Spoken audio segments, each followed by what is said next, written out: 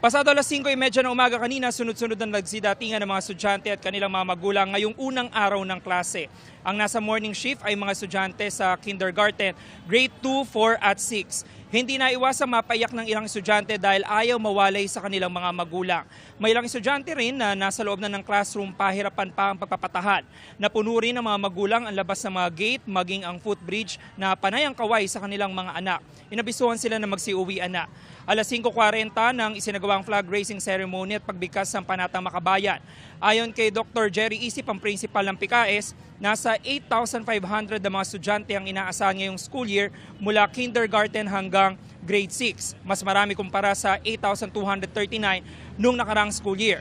Ang nakikitang dahilan, mga transferi mula sa ilang barangay na nagkaroon ng sunog noong mga nakaraang buwan. Dahil dumami ang mga estudyante, nasa 45 classroom ang kinilang hatiin sa dalawa para tugunan ang kakulangan sa classroom.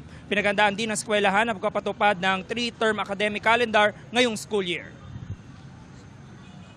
Ini-expect natin maging 8,500 kasi mas marami yung dumarating na transferees. May mga nasunugan po kasi ng mga schools kaya lumilipat sila at itong most accessible area para sa kanila. Lagi naman po namin siyang sinasabihan na kailangan niya na po magpaiwan sa school, ganyan-ganyan po. Okay naman po siya kasi nag-daycare naman po siya. Kasi first day niya po, iniisip niya po na baka iwan po namin siya dito, kaya ganyan po siya.